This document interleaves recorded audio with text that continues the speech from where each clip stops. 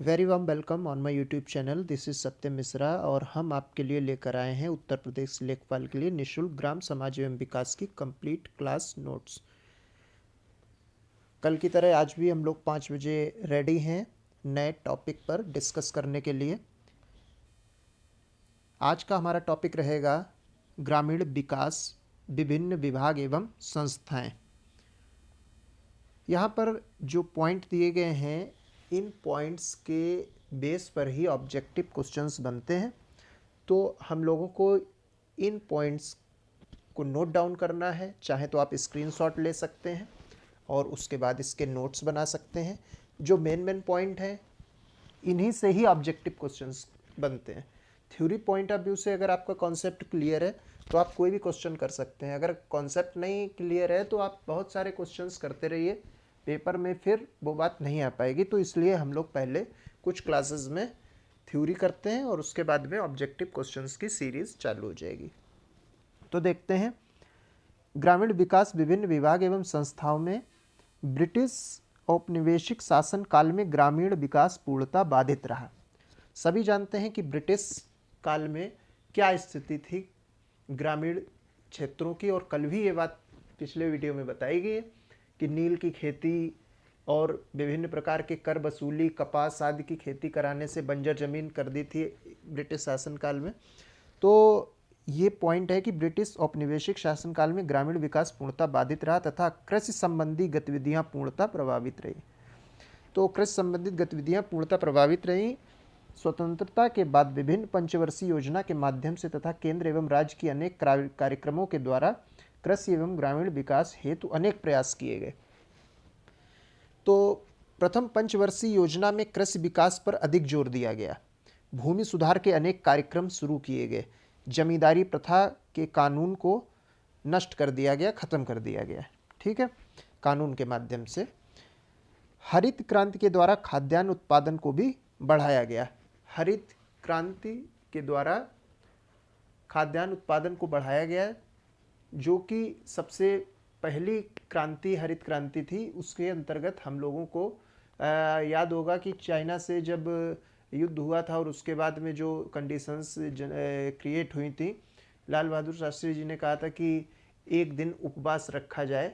तो ये अपने देश के लिए एक सेल्फ रिस्पेक्ट की बात थी कि इंडिपेंडेंट होने के बाद किस तरीके से खुद को एडजस्ट करना है। तो उसके बाद जो क्रांति लाई गई हरित क्रांति, उसके द्वारा बहुत ही कृषि क्षेत्रों में विकास हुआ। कृषि एवं ग्रामीण विकास हेतु 1982 में नाबार्ड का गठन किया गया।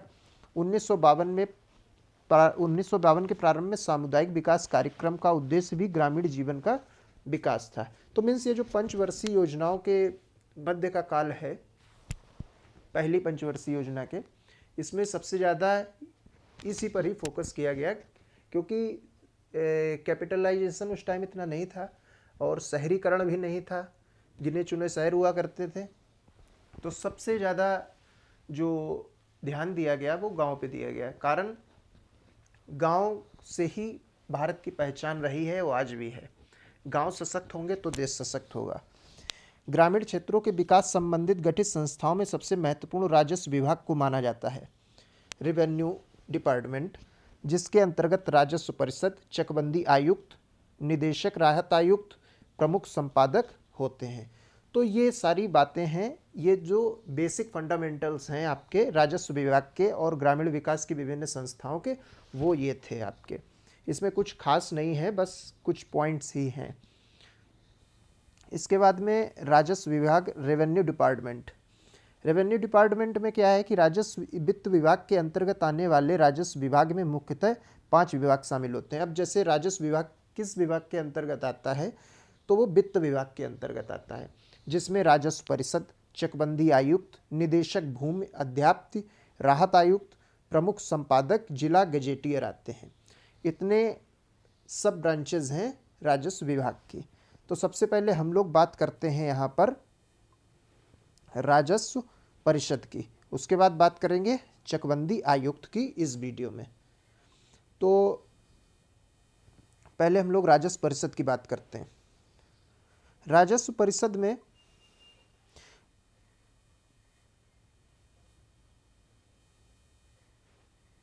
उत्तर प्रदेश में मालगुजारी से संबंधित, एक सेकेंड, राजस्व परिषद में उत्तर प्रदेश में मालगुजारी से संबंधित न्यायिक कार्यों की सबसे बड़ी संस्था राजस्व परिषद है। न्यायिक कार्यों की सबसे बड़ी संस्था जो है वो राजस्व परिषद है। इसकी स्थापना 1831 में हुई थी। 1831 में अंग्रेजों के काल में हुई थी, इलाहाबाद में, जो कि वर्तमान में प्रयागराज है। राजस्व परिषद की स्थापना 1831 में हुई थी। ये बहुत ही इम्पोर्टेंट पॉइंट है पेपर के लिहाज से। दूसरा, राजस्व परिषद के सदस्यों की नियुक्ति राज्य सरकार द्वारा होती है। यह संस्था राजस्व मामलों का शीर्ष अदालत भी है। जो राजस्व परिषद में जो भी वैकेंसीज आती हैं, आपने देखा यूपी SSS, यूपी PSC के माध्यम से जो भी भर्तियां इसमें की जाती हैं वो सारी राज्य सरकार के अधीन होती हैं। राजस्व परिषद में जो भी डिपार्टमेंटल वैकेंसीज होती हैं, जो भी लोगों को इसमें नियुक्त किया जाता है, अपॉइंट किया जाता है, वो सारी ही स्टेट गवर्नमेंट की अथॉरिटी पर होती हैं। दूसरा क्या है, राजस्व परिषद को 2 भागों में बांटा गया है। 2 भाग इसके हैं, पहला है प्रशासनिक कार्य और दूसरा है न्यायिक कार्य।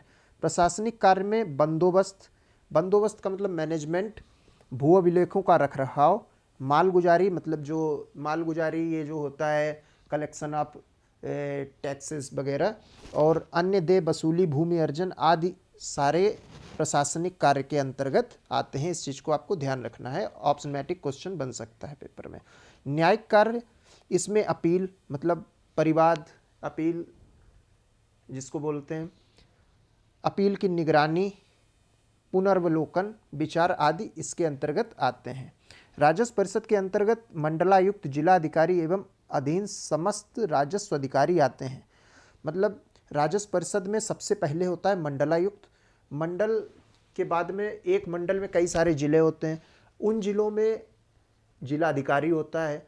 तो एक सीरीज चलती है मंडलायुक्त, मंडलायुक्त के बाद में जिलाधिकारी, और जिला अधिकारी के बाद में जो चेन चलती है पर उप जिलाधिकारी, नायब तहसीलदार और लेखपाल, ये सारा पूरा सीक्वेंस एक होता है कानूनगो। तो उसको आगे हम लोग देखेंगे। तो इसके अंतर्गत क्या है कि राजस्व परिषद के अंतर्गत पहले सबसे बड़ा अधिकारी मंडलायुक्त होता है, फिर जिलाधिकारी होता है और उसके अधीन समस्त अधिकारी आते हैं। जिलाधिकारी के अंतर्गत अपर जिलाधिकारी, नायब तहसीलदार, कानूनगो और लेखपाल आते हैं।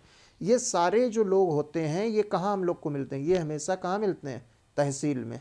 तहसील में ये सारे ही कैंडिडेट हमको मिल जाएंगे। इसके बाद में आता है राजस्व परिषद हो गया। राजस्व परिषद से जुड़े अनुभाग। राजस्व परिषद से जुड़े अनुभाग की अगर हम लोग बात करेंगे तो राजस्व परिषद उत्तर प्रदेश के स्थित लखनऊ प्रशासनिक कार्यालय में 19 अनुभाग तथा 1 प्रकोष्ठ है। कितने अनुभाग हैं? 19। क्वेश्चन बन सकता है ऑब्जेक्टिव। कितने प्रकोष्ठ हैं? 1। राजस्व परिषद के 19 अनुभागों में से 2 अनुभाग प्रयागराज में हैं। प्रयागराज में कितने अनुभाग हैं? 2। नेक्स्ट, राजस्व न्यायालय। राजस्व न्यायालय इंपॉर्टेंट पॉइंट है, इससे रिलेटेड क्वेश्चंस आपके पेपर में बन सकते हैं। देखते हैं राजस्व न्यायालय का क्या है। राजस्व न्यायालय में नायब तहसीलदार सबसे निचला न्यायालय है। राजस्व न्यायालय में नायब तहसीलदार का न्यायालय सबसे निचला न्यायालय होता है। नायब तहसीलदार एक्चुअली क्या होता है कि जो तहसील होती है, तहसील में तहसीलदार जो नायब तहसीलदार होता है वही इसको कमांड करता है। तो राजस्व न्यायालय में नायब तहसीलदार का न्यायालय सबसे निचला न्यायालय होता है। राजस्व न्यायालय के अधीन मुख्य विषय, राजस्व न्यायालय जो होता है उसके अधीन जो मुख्य विषय हैं वो आपके ये सारे हैं। पहला है नामांतरण, दाखिल खारिज, मेड़बंदी, पैमाइश, ग्राम सभा की भूमि को सुरक्षित करने एवं अवैध कब्जेदारों होगा यहाँ पे की बेदखली, अवैध कब्जेदारों को हटाना, ये थोड़ा सा गलत मिसप्रिंट हो गया। अवैध कब्जेदारों की बेदखली, जमींदारी पर मालिकाना हक की घोषणा से संबंधित मुकदमे।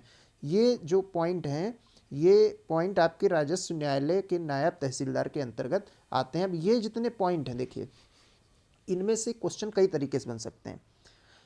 राजस्व न्यायालय के अधीन कार्य है दाखिल खारिज, नामांतरण, दाखिल खारिज है। जैसे 1 पॉइंट ये बना दिया, 3 पॉइंट कुछ और कर दिए। 3 पॉइंट ये सही दे दिए, एक पॉइंट आपका गलत दे दिया, इसमें से पूछ दिया गया कि इनमें से कौन सा गलत है। इस तरीके से क्वेश्चन बनते हैं, क्वेश्चन कहीं अलग से थोड़ी ना आते हैं, यही थ्योरी कॉन्सेप्ट है, इनको पढ़ने के बाद में ही क्वेश्चन करने होते हैं। आगे है चकबंदी विभाग। चकबंदी विभाग है, ये बहुत इंपॉर्टेंट है, इसको ध्यान से देखेंगे। राजस्व विभाग के अधीन दूसरा प्रमुख विभाग चकबंदी विभाग है। राजस्व विभाग के अधीन दूसरा सबसे प्रमुख विभाग चकबंदी विभाग है। चकबंदी विभाग का तात्पर्य एक यूनिट जोतों की विभिन्न खातेदारों के बीच इस प्रकार पुनर्व्यवस्था करने से है जिससे उनके अपने अपने खाते सहज हों। चकबंदी मतलब चक बांध दिया, उनका अपने हिसाब से सहजता से उनकी एक जोत बना दी और उनका सिस्टम सेट हो गया। ये नहीं है कि अब एक जगह उधर है, एक बहुत दूर है। पहले ऐसा था कि एक इंसान के बहुत सारे खेत होते थे तो अलग अलग होते थे, उन सारा जो है चकबंदी से उनको एक जगह पे इकट्ठा किया गया, मेड़बंदी कर दी गई और उनकी एक बुकलेट तैयार कर दी गई, जिससे क्या हो गया कि खातेदार की सहजता हो गई। चकबंदी विभाग का काम खातेदारी के बिक्री जोतों को, यहाँ पे जूते लिख दिया गया है, बिक्री जोतों को एकत्रित करना है। ठीक है। चकबंदी विभाग का प्रमुख होता है चकबंदी आयुक्त। चकबंदी विभाग का प्रमुख है चकबंदी आयुक्त। ये पॉइंट ध्यान रखिएगा, चकबंदी विभाग का प्रमुख कौन होता है? चकबंदी आयुक्त। उत्तर प्रदेश में चकबंदी विभाग का प्रारंभ वर्ष 1954 मुजफ्फरनगर जिले में हुआ। ये पेपर के लिहाज से बहुत इंपॉर्टेंट है और मुजफ्फरनगर तो आजकल बहुत चर्चा में। मुजफ्फरनगर में सबसे पहले चकबंदी विभाग प्रारंभ हुआ था। 1958 में इस चकबंदी योजना को पूरे प्रदेश में लागू कर दिया गया। 1954 में सबसे पहले उत्तर प्रदेश मुजफ्फरनगर पश्चिमी उत्तर प्रदेश में लागू किया गया था। 1958 में इस चकबंदी व्यवस्था को पूरे प्रदेश में लागू कर दिया गया। जनपद स्तर पर चकबंदी का सर्वोच्च अधिकारी जिला उप संचालक चकबंदी है। ठीक है। चकबंदी समिति में कम से कम 5 तथा अधिक से अधिक 11 सदस्य हो सकते हैं। ये बात आपकी हो गई चकबंदी के पॉइंट ऑफ व्यू से सबसे इम्पोर्टेंट।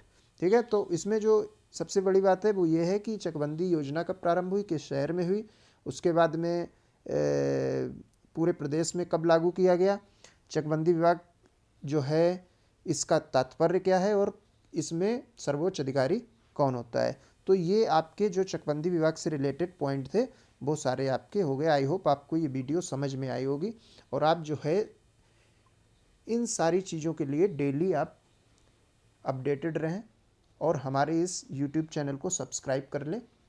तो आपको क्लास कैसी लगी कमेंट में बताइएगा और इस क्लास को आप ज़रूर दोबारा से नोट डाउन करें, स्क्रीनशॉट लें और हमको बताएं कि क्या और चीज़ें हो सकती हैं जो ठीक ढंग से आपके लिए एग्ज़ाम के पॉइंट ऑफ व्यू से फ़ायदेमंद हो। तो please subscribe the channel. Thank you.